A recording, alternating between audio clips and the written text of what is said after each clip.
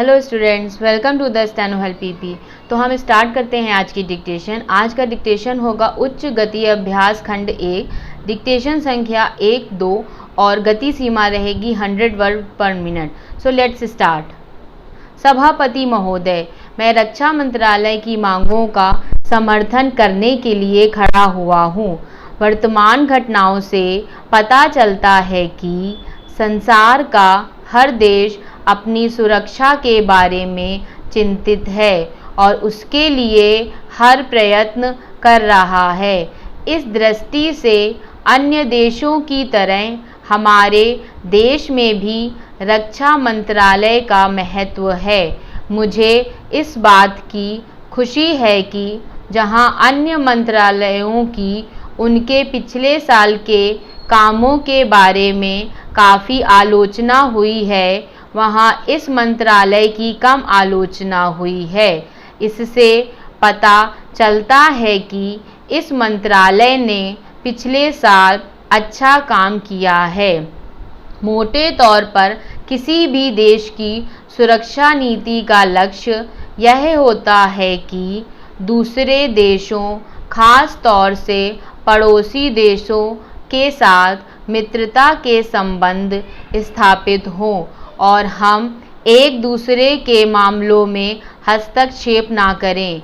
लेकिन उसके साथ यह भी जरूरी होता है कि हम अपने देश की सीमाओं और अखंडता की रक्षा करें। इसलिए हमारे देश का यह कर्तव्य हो जाता है कि हम अपने पड़ोसियों के कार्यों पर पूरी नज़र रखें, क्योंकि आज तक हमारे देश पर जो संकट आए वे हमारे पड़ोसियों से आए हैं। 1965 में पाकिस्तान के साथ जो लड़ाई हुई और उसके बाद ताशकंद में जो समझौता हुआ वह सिर्फ कागज़ पर ही रहा। पाकिस्तान ने उस पर कोई अमल नहीं किया। इस दृष्टि से बहुत ज़रूरी है कि हम अपने देश की सुरक्षा की हर तरह से व्यवस्था करें। हमारा उद्देश्य दूसरों पर आक्रमण करना नहीं है, लेकिन यदि हम पर कोई आक्रमण करे तो हमें इतनी शक्ति अवश्य होनी चाहिए कि हम उसका डटकर सामना कर सकें।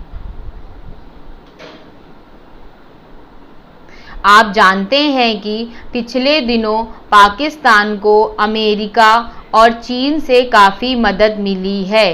रक्षा मंत्रालय की रिपोर्ट में भी कहा गया है कि पिछले साल अमेरिका ने पाकिस्तान को 1500 करोड़ रुपए की फौजी सहायता दी है।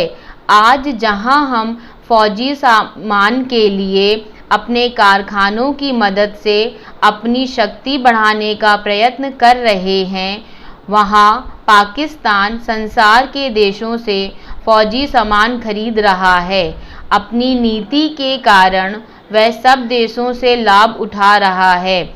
मेरा सुझाव है कि हमको भी अपनी शक्ति बढ़ाने के लिए संसार के अन्य देशों से अधिक फौजी सामान खरीदना चाहिए।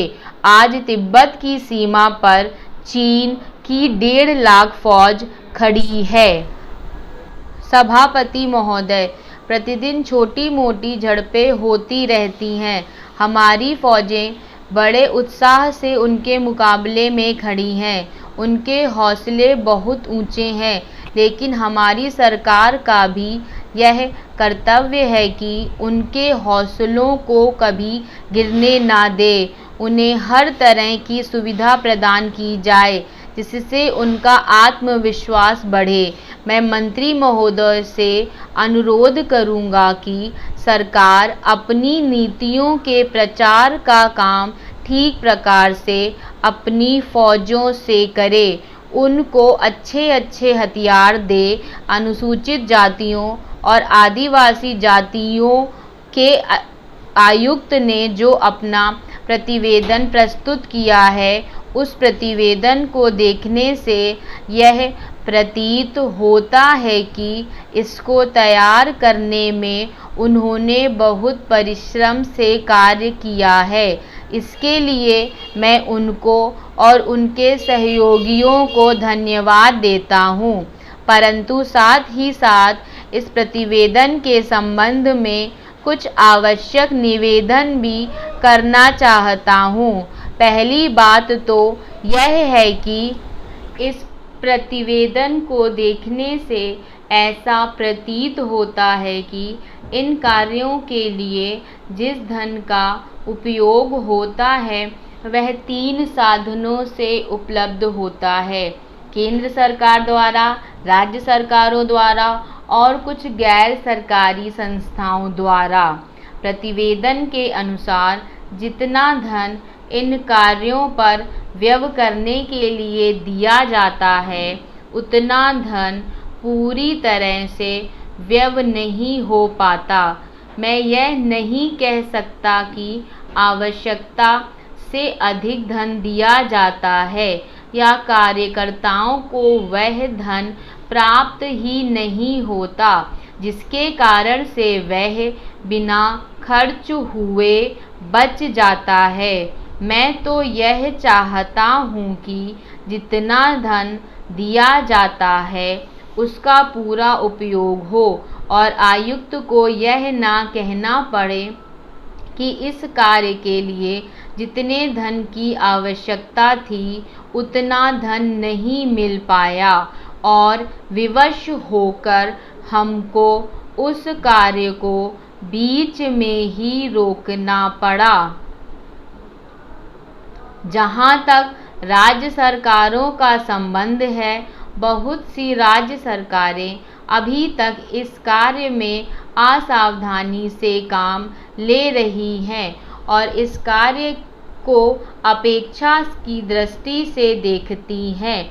आयुक्त ने इस बात की शिकायत की है कि बहुत सी राज्य सरकारों ने उनके पत्र भेजने के बाद भी अभी तक अपनी रिपोर्ट नहीं भेजी है। मैं चाहता हूं कि सरकार इस तरफ निष्ठापूर्वक ध्यान दे, राज्य सरकारों पर दबाव डाला जाए कि वे इस दायित्व के प्रति सचेत हों और आयुक्त को उनके कार्य में पूरा सहयोग प्रदान करें।